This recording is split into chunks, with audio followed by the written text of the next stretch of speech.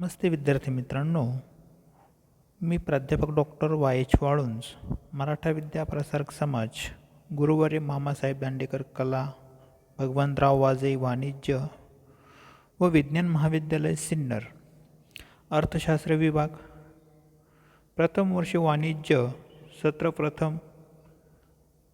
मागील भागात आपण प्रकरण पहिले बँक व्यवसायाची उत्क्रांती यामध्ये आपण बँक अर्थ आणि व्याख्या तसेच बँक व्यवसायाची उत्क्रांतीला सुरुवात केलेली होती.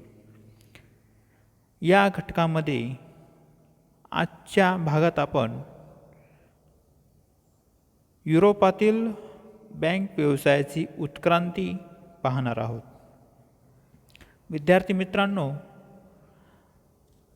बँक या शब्दाची उत्पत्ती आपण पाहिलं की तीन प्रामुख्य म्हणजे बँक, मॉन्टे आणि ट्रॅपेसाइट्स या शब्दांनंतर किंवा या शब्दांतून बँक हा शब्द कसा उदयास आला. त्यानंतर आजच्या भागात आपण युरोपातील बँक व्यवसायाची उत्क्रांती पाहत असताना आपण पाहणार आहोत की आधुनिक बँक व्यवसायाच्या उत्क्रांतीचे काही टप्पे त्या ठिकाणी दिलेले आहेत. हे टप्पे पाहत असताना सुरुवातीस युरोपातील मंदिर बँक या ठिकाणी बँक व्यवसायाची उत्क्रांती कशी झाली हे पाहताना आपण म्हणतो की इसवी सन पूर्व 2000 वर्षापूर्वी बॅबिलोन, ग्रीस व रोममध्ये देवळांमधून, मंदिरातून लोकांच्या मौल्यवान वस्तू म्हणजे जसं पैसे, सोने, चांदी, दागिने इत्यादी मौल्यवान वस्तू ठेवल्या जात असत. या वस्तू सुरक्षितपणे सांभाळण्याचे कार्य तेथील देवळातील पुजारी करत असत. म्हणजेच ग्रीकांची किंवा ग्रीक लोकांची मंदिर किंवा देवळे त्यावेळी मोठ्या प्रमाणावर बँकांसारखी किंवा बँक म्हणून समजली जात असत. तेथील लोकांचा धर्मावर मोठ्या प्रमाणावर विश्वास असल्याने धर्मावर श्रद्धा होती. त्यामुळे लोक आपल्याजवळील पैसा देवळातील पुजाऱ्याकडे ठेवत असत. बॅबिलॉनमधील इजिबी बँक आजच्या बँकेइतकी त्या काळी विकसित होती. म्हणजेच लोकांचा धर्मावरील विश्वास व पुजाऱ्यांवरील नितांत श्रद्धेमुळे देवळातील बँकांचा विकास होण्यास मदत झाली. देवळात ठेवलेल्या एकूण पैशांपैकी काही थोडाच पैसा लोक परत नेतात व पुजाऱ्यांच्या लक्षात आल्याने शिल्लक राहिलेला पैसा गरजू लोकांना कर्ज देण्यास त्यांनी प्रारंभ केला. म्हणजेच दिलेल्या कर्जावर व्याज आकारण्यास त्या काळात सुरुवात झाली. लोकांनी जमा केलेला पैसा म्हणजे जसे सोने असतील, चांदी असतील यावर पुजारी व्याज देत नसतात. म्हणजेच आपण जर लक्षात घेतलं तर देवळातील पुजाऱ्याला आधुनिक बँक व्यवसायाचे जनक म्हणून त्या काळी ओळखले जाऊ लागले. या बँकांचे स्वरूप खाजगी बँका असे देखील होते. म्हणजेच कालांतराने अनेक कारणे त्या ठिकाणी पुढे आली आणि त्यातून या बँकांचा किंवा या कारणांमुळे बँक व्यवसायाचा ऱ्हास झाला. त्यामध्ये प्रामुख्याने लोकांचा धर्मावरील विश्वास कमी झाला. तसेच राजे व धर्मगुरू यांच्यातील सत्ता संघर्ष सुरू झाला. त्याचा बँक व्यवसायावर अनिष्ट परिणाम झाला. तसेच व्याज घेणे पाप आहे या धार्मिक विचारसरणीचा इतर देशात बँकांचा विकास होण्यावर अनिष्ट परिणाम झाला. किंवा रोमन साम्राज्याच्या पतनानंतर स्थिर व प्रबळ सत्ता राहिली नाही युद्धामुळे व्यापार व उद्योगधंदे यांची प्रगती खुंटून त्यांना आर्थिक मदत करणाऱ्या बँकांचा ऱ्हास झाला. म्हणजे बघा की विद्यार्थी मित्रांनो, या ठिकाणी युरोपातील ही बँक व्यवस्थेची उत्क्रांती पाहत असताना मंदिर बँकेपासून सुरुवात झाली इसवी सन पूर्व 2000 वर्षापूर्वी, परंतु कालांतराने विविध रूढी परंपरा यामुळे बँका त्या काळ सुरुवात होऊन म्हणजेच मंदिराला किंवा देवळालाच एक प्रमुख बँक मानली जाऊन सुरुवातही झाली आणि शेवटही झाला. म्हणजे त्यामागील अनेक कारणे देखील होती, ही देखील आपण लक्षात घेतली पाहिजे. त्यानंतर युरोपातील बँक व्यवसायाची उत्क्रांती, त्यातच इटलीतील ज्यू सावकार. आता या ठिकाणी व्याज घेणे पाप आहे या बायबलच्या संदेशामुळे युरोप खंडातील ख्रिश्चन लोक पैसे कर्जाऊ देण्याचे व्यवहार करत नसत, परंतु ज्यू लोकांवर असे कोणतेच बंधने नसल्याने लोकांनी सावकारीच्या व्यवसायाद्वारे 12व्या शतकात इटलीमध्ये बँक व्यवसायाचे पुनरुज्जीवन करण्यास सुरुवात केली. म्हणजेच काय, बँक व्यवसायाचा प्रसार त्या काळी इंग्लंड, फ्रान्स तसेच बेल्जियम इत्यादी देशात मोठ्या प्रमाणावर वाढू लागला. इंग्लंडच्या पहिल्या विल्यम राजाने बँक व्यवसाय सुरू करण्याचे अनेक सवलती दिल्या. त्यामुळे इंग्लंडमधील बँक व्यवसायाची प्रगती झाली. इंग्लंडमधील राजांनी ज्यू व्यापाऱ्यांना किंवा ज्यू व्यापाऱ्यांना बँक व्यवसायासाठी संरक्षण देण्याबरोबरच त्यांच्या सरकारी बँकर्स म्हणूनही नेमणुका केल्यात.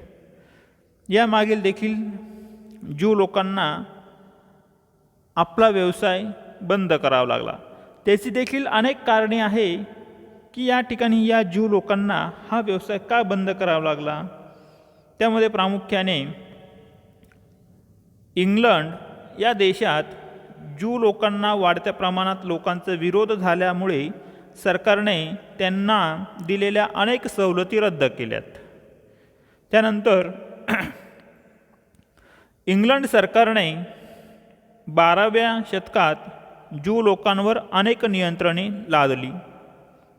तसेच सन 1290मध्ये ज्यू लोकांच्या इंग्लंडमध्ये येण्यावर अनेक बंधने घालण्यात आली. त्यामुळे ज्यू लोकांना इंग्लंड सोडून जावे लागले. आणि शेवटचं कारण म्हणजे 13व्या शतकात ख्रिश्चन व्यापाऱ्यांनीही कर्ज देण्याचे व्यवहार करण्यास मोठ्या प्रमाणावर सुरुवात केल्याने ज्यू लोकांना ग्रीक स्पर्धेला सामोरे जावे लागले. म्हणजे अशी अनेक कारणे इटलीतील ज्यू सावकारावर त्या ठिकाणी लादण्यात आली. कालांतराने हा बँक व्यवसाय सुरू झाला आणि तो देखील त्या काळीच बंद देखील करण्यात आला. म्हणजेच विद्यार्थी मित्रांनो लक्षात घ्या की अशा या युरोप बँक व्यवस्थेची उत्क्रांती पाहत असताना मंदिर बँक, त्यानंतर इटलीतील ज्यू सावकार आणि त्यानंतर पुन्हा आपण जाणार आहोत पुढच्या भागाकडे, ते म्हणजे सार्वजनिक बँका. आपल्याला माहीत असेल की 13व्या शतकात स्थिर राजवटीमुळे युरोप खंडातील अनेक देशात उद्योग तसेच व्यापाराचा मोठ्या प्रमाणावर विकास झाला. उद्योग व व्यापारास कर्ज पुरवठा करण्याचे धोरण अनेक सरकारांनी स्वीकारल्यामुळे सरकारकडून सार्वजनिक बँकांची स्थापना करण्यात आली. आता सन 1157मध्ये बँक ऑफ व्हेनिस असेल, तसेच 1401मध्ये बँक ऑफ बार्सोलिनिया असेल. म्हणजेच 1157मध्ये स्थापन झालेली बँक ऑफ व्हेनिस ही पहिली सार्वजनिक बँक म्हणून उदयास आली. त्यानंतर सन 1609मध्ये बँक ऑफ ॲम्स्टरडॅम या सार्वजनिक क्षेत्रातील बँकांची स्थापना त्या काळी करण्यात आली. म्हणजे विद्यार्थी मित्रांनो लक्षात घ्या की या ठिकाणी आपण पाहिलं असेल की मंदिर बँक असेल, त्यानंतर इटलीतील ज्यू सावकार असेल आणि त्यानंतर सार्वजनिक बँका असतील. या सार्वजनिक बँकांपासून खऱ्या अर्थाने युरोपातील त्या ठिकाणी बँकांची प्रगती झाली असं म्हटलं तरी चालेल.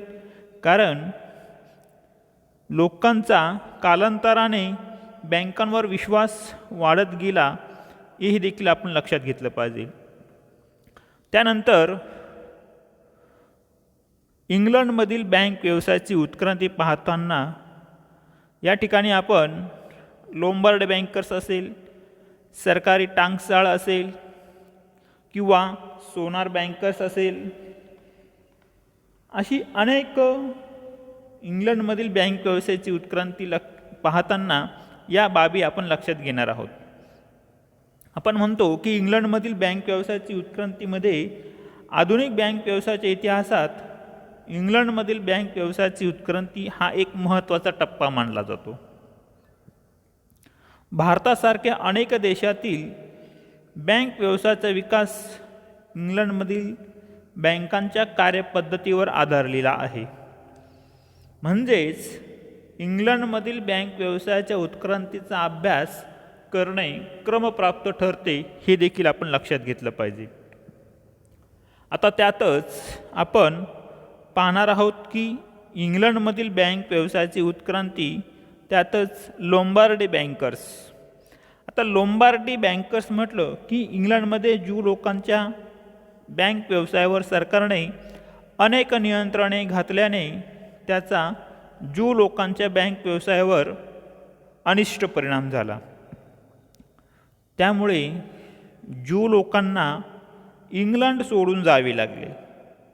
त्यामुळे ती निर्माण झालेली पोकळी भरून काढण्यासाठी इटलीतील लोंबार्डी प्रांतातील व्यापाऱ्यांनी इंग्लंडमध्ये आगमन केले आणि बँक व्यवसायाला सुरुवात केली. आता या ठिकाणी पैशांची अदलाबदल करणे, लोकांना कर्ज देणे, त्याचबरोबर सरकारला देखील मोठ्या प्रमाणावर कर्जे दिली जातात किंवा कर्ज देणे, म्हणजेच लोंबार्डी प्रांतातील लोकांच्या इंग्लंडमधील बँक व्यवसायातील कामगिरीची आठवण म्हणून इंग्लंडची मध्यवर्ती बँक, तिलाच आपण बँक ऑफ इंग्लंड असं ओळखतो. आजही आपण पाहतो की अजूनही लोंबार्डियन स्ट्रीट या नावाने ती ओळखली जाते. तिची देखील काही कारणे आहेत की लोंबार्डियन लोकांना इंग्लंडमधील बँक व्यवसाय देखील बंद करावा लागला. म्हणजेच यामागील जी कारणे होती त्यामध्ये प्रामुख्याने इंग्लंडच्या 3ऱ्या एडवर्ड राजाने लोंबार्डी बँकर्सकडून घेतलेल्या 15 लाख फ्लोरिन कर्जाची परतफेड करण्यास नकार दिला. त्यानंतर इंग्लंडमध्ये लोंबार्डियन लोकांनी वाढता विरोध झाल्याने सरकारने त्यांच्यावर अनेक नियंत्रणे लादली किंवा एलिझाबेथ राणीच्या कारकिर्दीत देखील लोंबार्डी बँकर्सचे महत्त्व कमी झाले. म्हणजे अशी जी अनेक कारणे आहेत त्यामुळे लोंबार्डी व्यापाऱ्यांनी इंग्लंडमधून स्थलांतर केले. त्यांची जागा नंतर इंग्लिश बँकर्स यांनी घेतली. परंतु त्यांनी कर्ज देण्यापेक्षा व्यापार करण्यास अधिक रस घेतला आणि पुढे जाऊन सरकारी टांकसाळ म्हणून त्या ठिकाणी इंग्लंडमधील बँक व्यवसायाची उत्क्रांती पाहताना सरकारी टांकसाळे किंवा सरकारी टांकसाळ हे देखील आपण लक्षात घेणार आहोत. इंग्लंडमधील व्यापारी आपला पैसा सोने, चांदी व इतर मौल्यवान वस्तू सरकारी टांकसाळीत ठेवत असत. परंतु सन 1640 मध्ये पहिल्या चार्ल्स राजाने संकटाला तोंड देण्यासाठी किंवा या कारणासाठी लंडनच्या टांगसाळीतील 1,30,000 पाऊंड किमतीचे सोने चांदी किंवा रुपये इत्यादी जप्त केले आणि ही रक्कम पार्लमेंटने नंतर परत देखील केली. परंतु त्यामुळे काय झाले, इंग्लिश व्यापाऱ्यांचा टांगसाळीवरचा विश्वास नष्ट झाला. बघा विद्यार्थी मित्रांनो, की या ठिकाणी इंग्लंडमधील बँक व्यवस्थेची उत्क्रांती, यामध्ये सरकारी टांगसाळ असेल. सरकारी टांगसाळ पाहत असताना तेथील असणारा पैसा, सोने, चांदी, मौल्यवान वस्तू सुरुवातीस टांगसाळीत ठेवला गेला. कालांतराने पुन्हा अनेक संकटांना तोंड द्यावी लागली आणि त्यामुळे टांगसाळीत टाकलेला पैसा परत करण्याची वेळ त्या ठिकाणी असलेल्या राजावर आली आणि पुन्हा तेथील इंग्लिश व्यापाऱ्यांचा या टांगसाळीवरचा विश्वास कमी झाला. हे पाहताना पुढे आपण सोनार्स बँकर्स म्हणून त्या ठिकाणी जाणार आहोत. सन 1640 पहिल्या एडवर्ड राजाने लंडन टांगसाळीतील सोने, चांदी व रुपये जप्त केल्यामुळे इंग्लंडमधील व्यापाऱ्यांनी टांगसाळीत पैसे व मौल्यवान वस्तू ठेवण्याऐवजी सोनाराकडे ठेवण्यास सुरुवात केली. म्हणजे लक्षात घ्या की ही सरकारी टांगसाळ पुन्हा लोकांचा विश्वास किंवा मग त्या ठिकाणी असणाऱ्या सोनार्स बँकांचा उदय यातूनच झाला असावा असंही आपल्या लक्षात येईल. म्हणजे घ्या की आपण पाहतो की 17व्या शतकात सोनार्स बँकर्सनी ठेवी स्वीकारून कर्ज देण्याच्या कार्याला प्रारंभ केल्याने सोनार्स बँकर्सला इंग्लंडमधील आधुनिक बँक व्यवसायाचे जनक मानू जाऊ लागले.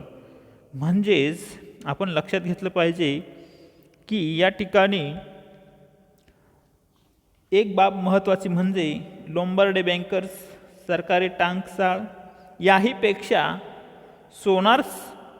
सोनार बँकर्सकडे लोक गांभीर्याने किंवा त्या ठिकाणी पाहू लागल्याने या सोनार्स बँकर्सला इंग्लंडमध्ये बँक व्यवसायाचे जनक त्या ठिकाणी मानले जाऊ लागले.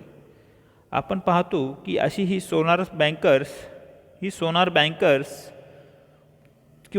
बँकर्सचा उदय झाल्यानंतर तिची काही महत्त्वाची कार्य देखील आहेत. त्यात पहिलं कार्य म्हणजे ठेवी स्वीकारणे. आता या ठिकाणी ठेवी स्वीकारणे, इंग्लंडमधील व्यापाऱ्यांनी आपल्याकडील पैसे व मौल्यवान वस्तू सोनारांकडे ठेवण्यास सुरुवात केली. त्यामुळे सोनारांकडे पैसा व मौल्यवान धातू ठेवी रूपाने मोठ्या प्रमाणावर जमा होऊ लागला. सोनारांनी पैसे व धातूच्या सुरक्षेसाठी कडेकोट व्यवस्था केली. तसेच अशा वस्तू व पैसे मिळाल्याबद्दल पावत्या देण्यास सुरुवात केली आणि पावती दाखवल्यानंतर ग्राहकाला मागेल त्यावेळेस त्याची रक्कम व मौल्यवान धातू परत केले जात होते. सोनारांनी ठेवीदारांना आजच्या आधुनिक बँकांप्रमाणेच पासबुक देण्यास सुरुवात केली.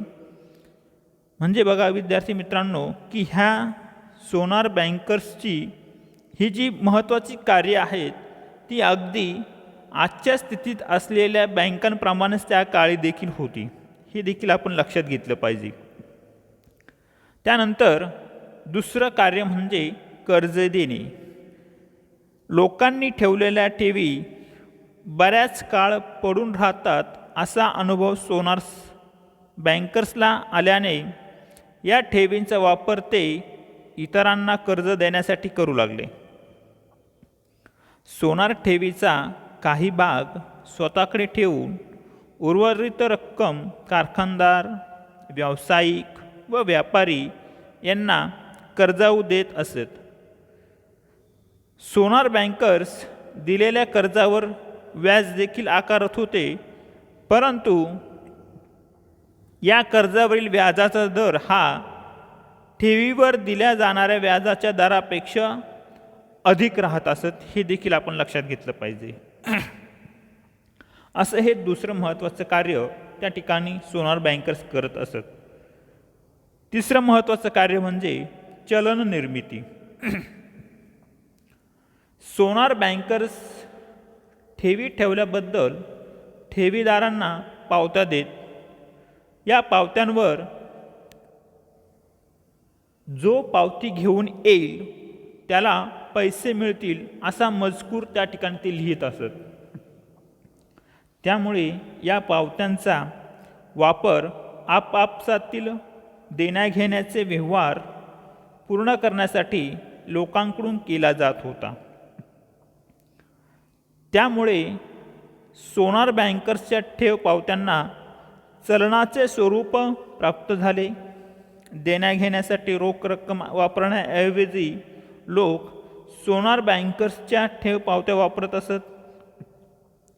नंतर लोकांनी विशिष्ट व्यक्तीला रक्कम देण्यासाठी सोनारांवर आदेशपत्र किंवा धनादेश वापरण्यास सुरुवात केली. म्हणजेच खऱ्या अर्थाने विद्यार्थी मित्रांनो, सन 1675 सोनारांवर काढलेल्या धनादेश आजही उपलब्ध आहे असं प्राध्यापक अर्थशास्त्रज्ञ क्राउथर यांनी म्हटलेलं आहे. हे देखील आपण लक्षात घेतलं पाहिजे. त्यानंतर शेवटचं कार्य म्हणजेच पतनिर्मिती. या ठिकाणी सोनारांनी आपल्यावर लोकांच्या असलेल्या विश्वासाचा वापर पतनिर्मितीसाठी केला. सोनार बँकर्स इतरांना कर्ज देताना रोख स्वरूपात न देता लोकांना स्वतःच्या पावत्या किंवा चलन म्हणून त्या ठिकाणी देत असत. त्यामुळे बँकर्स त्यांच्याकडे असलेल्या ठेवींपेक्षा अधिक पावत्या देऊन ठेवीपेक्षा अधिक कर्जे देत असत. म्हणजेच यातून सोनार बँकर्सच्या पतनिर्मितीला सुरुवात झाली असं म्हटलं तरी चालेल, किंवा मग त्या ठिकाणी पतनिर्मितीस प्रारंभ झाला. या ठिकाणी आपण अशी महत्त्वाची कार्य त्या ठिकाणी सोनार बँकर्स त्या काळी करत असत.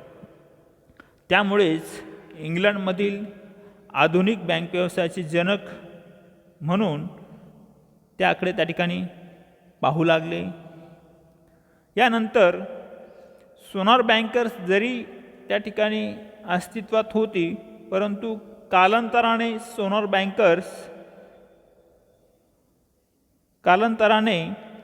बँकर्स त्या ठिकाणी ऱ्हास होण्याकडे देखील गेली.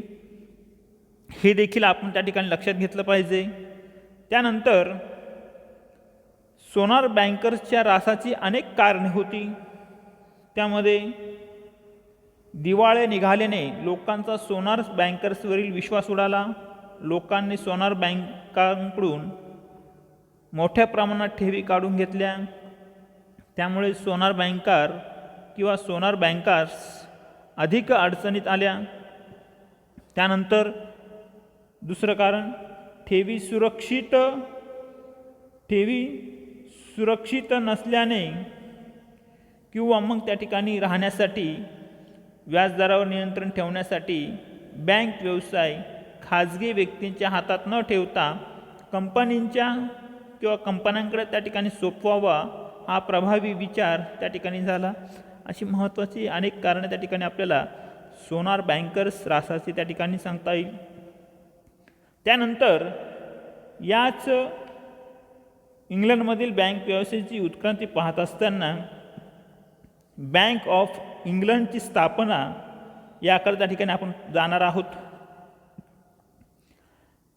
या ठिकाणी आपण एक बाब लक्षात घेतली पाहिजे की सोनार बँकर्सच्या बँक व्यवसायावर सरकारचे नियंत्रण असावे या विचारातूनच bank of Sweden, bank of Venice यासारख्या बँकांच्या धर्तीवर इंग्लंडमध्ये बँक स्थापन करण्यात यावी अशा प्रकारचा विचारप्रवाह सुरू झाला आणि त्यातूनच खऱ्या अर्थाने सन 1694 विल्यम पॅटरसन यांच्या परिश्रमातून टनेज ॲक्ट या बँकिंगबाबतचा पहिला कायदा अस्तित्वात आला आणि या कायद्याच्या माध्यमातून इंग्लंडमध्ये the governor's and the company of the bank of England he bank अस्तित्वात आली. हीच बँक ऑफ इंग्लंड म्हणून पुढे ओळखू जाऊ लागली किंवा ओळखली जायला लागली.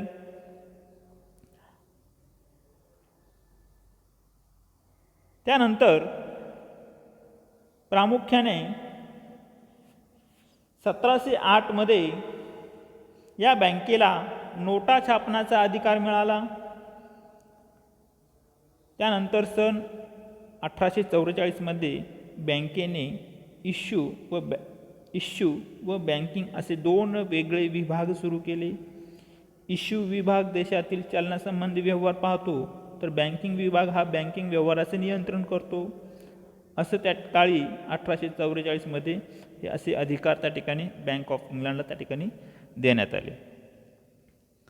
त्यानंतर 1946 मध्ये बँक ऑफ इंग्लंडचे राष्ट्रीयकरण करण्यात आले, म्हणजेच बँकेवर पूर्णपणे सरकारची मालकी प्रस्थापित करण्यात आली असं देखील आपण समजून घेतलं पाहिजे.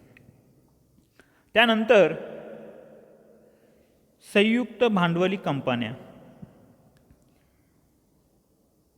इंग्लंड सरकारने सन 1858 मध्ये संयुक्त भांडवली कंपन्यांचा कायदा संमत केला किंवा पास केला. त्यामुळे या कायद्यानुसार मर्यादित जबाबदारीच्या तत्वावर संयुक्त भांडवली बँका स्थापन करण्यात आल्या. त्यामुळे बँक व्यवसायाला स्थैर्य प्राप्त झाले. अशा प्रकारे क्राउथरच्या मते व्यापारी, सावकार व सोनार हे तीन घटक इंग्लंडच्या आधुनिक बँकांचे पूर्वज होते असं देखील आपण किंवा क्राउथरने सांगितलेल्या किंवा क्राउथरच्या मते हे पूर्वज मानले जात गेले. अशा प्रकारे या ठिकाणी इंग्लंडमधील बँक व्यवसायाची उत्क्रांती थोडक्यात आपल्या लक्षात येईल. त्यानंतर आपण अमेरिकेतील बँक व्यवसायाची उत्क्रांतीकडे जाणार आहोत. यामध्ये अमेरिकेत असणाऱ्या वसाहती करून राहणाऱ्या लोकांची पैशाची गरज भागविण्यासाठी पहिली लँड बँक सन 1686 मध्ये व दुसरी लँड बँक सन 1741 मध्ये स्थापन करण्यात आली. नंतर या काळात प्रत्येक घटक राज्यासाठी स्वतंत्र बँकांची स्थापना करण्यात आली. त्यामध्ये स्टेट बँक ऑफ पेनिसिल्व्हेनिया तिची स्थापना सन 1780 मध्ये करण्यात आली. त्यानंतर म्हणजेच 10 वर्षाच्या कालावधीतच बँक ऑफ मेरीलँड हिची स्थापना करण्यात आली. आजच्या संयुक्त भांडवली तत्वावरील अमेरिकेत असणाऱ्या पहिली बँक होती ती the first bank of United states या नावाने सन 1791 मध्ये तिची स्थापना झाली. या बँकेला सुरुवातीस 20 वर्षाची कामकाजाची सनद देण्यात आली. ही सनद 1812 मध्ये पूर्ण झाल्यानंतर बँकेला नूतनीकरण परवाना न मिळाल्याने ती बँक त्या काळी बंद करावी लागली. तसेच 1816 मध्ये दुसरी बँक त्या ठिकाणी स्थापन करण्यात आली, ती म्हणजे बँक ऑफ दी युनायटेड स्टेटची स्थापना त्या ठिकाणी करण्यात आली. या बँकेला देखील सन 1836मध्ये सनद वाढवून न मिळाल्याने ती देखील बंद करण्यात आली. आणि अमेरिकेतील बँकांच्या पद्धतीवर नियंत्रण ठेवण्यासाठी सन 1863मध्ये नॅशनल बँक ॲक्ट पास करण्यात आला. म्हणजे विद्यार्थी मित्रांनो की लक्षात घ्या की ही अमेरिकेतील बँक व्यवसायाची उत्क्रांतीमध्ये या ठिकाणी जो कालावधी आहे किंवा जी उत्क्रांती पाहत असताना आपण हे जी बँकांची नावं घेत आहोत ही लक्षात राहावी किंवा मग त्या ठिकाणी कालांतराने ही अमेरिकेतील बँक व्यवसायावर अनेक प्रकारची देखील संकटे त्या काळी देखील निर्माण झाली. आपण पाहतो की देशात मध्यवर्ती बँकेची स्थापना करण्याची आवश्यकता का निर्माण झाली. त्यामध्ये सन 1913मध्ये फेडरल रिझर्व्ह पद्धती हा देखील कायदा त्या ठिकाणी करण्यात आला. अशा अनेक अमेरिकेतील खाजगी बँकांना एकत्रित करून फेडरल रिझर्व्ह बँकेची स्थापना त्या काळी करण्यात आली. म्हणजेच बँकेने विशिष्ट रक्कम फेडरल रिझर्व्ह बँकेत ठेवणे कायद्यानुसार बंधनकारक आहे किंवा मग त्या ठिकाणी बंधनकारक करण्यात आले. हे देखील आपण लक्षात घेतलं पाहिजे. म्हणजेच आपण पाहतो की या ठिकाणी 1913मध्ये फेडरल रिझर्व्ह अंमलात आणल्यानंतर किंवा हा कायदा अस्तित्वात आणल्यानंतर सध्या न्यूयॉर्क व शिकागो येथील रिझर्व्ह सिटी बँका सेंट्रल बँका म्हणून त्या ठिकाणी कामकाज पाहतात. म्हणजेच अमेरिकेत स्वतंत्र बँक पद्धती असल्याने बँकांची संख्या ही कालांतराने वाढतच गेली आहे असे देखील आपण लक्षात घेतलं पाहिजे. आणि शेवटचाच भाग याच भागातील तो म्हणजे आशियातील बँक व्यवसायाची उत्क्रांती. आपण पाहतो की पाश्चात्य देशातील बँकांप्रमाणेच आशिया खंडातील बँकांच्या विकासात जपान हे राष्ट्र अग्रभागी असल्याने जपानमधील बँकांच्या उत्क्रांतीचा आढावा घेणे देखील महत्त्वाचं आहे. जपान व भारतातील बँक व्यवसायात बरेचसे साम्य जरी असले तरी देखील जपानने दुसऱ्या महायुद्धानंतर 50 ते 60 वर्षाच्या अल्प कालावधीत औद्योगिक क्षेत्रात मोठी क्रांती घडवून आणली आहे. औद्योगिक विकासात जपानमधील बँकांनी महत्त्वाची भूमिका पार पाडली. भारताप्रमाणेच जपानमध्ये देखील चलनाची अदलाबदल किंवा मग कर्ज देण्याच्या व्यापारांच्या पद्धतीमधूनच बँक व्यवसायाला प्रारंभ झाला. जपानमध्ये सन 1872मध्ये नॅशनल बँक लॉ हा पास करण्यात आला आणि बँक व्यवसायाला सुरुवात झाली. परंतु सन 1927ची जी जागतिक मंदी आणि दुसऱ्या महायुद्धाच्या दरम्यान अर्थव्यवस्थेची विस्कळीत झालेली घडी या बँकांनी बसविण्यासाठी मोठा हातभार लावला किंवा मग त्या बँकांचा अवलंब त्या ठिकाणी करण्यात आला. त्यातच बँक ऑफ जपानची स्थापना सन 1882मध्ये झाली. तिलाच बँक व्यवसायाची 30 वर्षासाठीची सनद मिळाली. त्यानंतर 1872मध्ये पहिली बँक द इची बँक स्थापन झाली. तसेच 1876मध्ये मित्सुई बँक, सन 1880मध्ये होकोयामा स्पेसी बँक, त्यानंतर बँक ऑफ जपानची सनद 1912मध्ये पुन्हा 30 वर्षासाठी वाढविण्यात आली आणि सन 1949मध्ये बँक कायद्यात महत्त्वाचा बदल करण्यात आला व या बँकेलाच जपानचा मध्यवर्ती बँकेचा दर्जा देण्यात आला. भारताच्या रिझर्व्ह बँकेप्रमाणेच बँक ऑफ जपान देखील विविध विभाग स्थापन करण्यात आले. या बँकेबरोबरच industrial bank of Japan, hypothec bank व होकॅडो कॉलनीयातील बँक या 2 व्यापारी बँका स्थापन करण्यात येऊन आधुनिक कर्ज पुरवठ्याचे कार्य करताना त्या ठिकाणी दिसून आले. बँक ऑफ टोकियो देखील त्या ठिकाणी स्थापन करण्यात आली, असेही आपण त्या ठिकाणी लक्षात घेतलं पाहिजे. तसेच सरकारने सन 1950मध्ये एक्सपोर्ट इम्पोर्ट बँकेची व सन 1951मध्ये जपान डेव्हलपमेंट बँकेची स्थापना त्या ठिकाणी केली.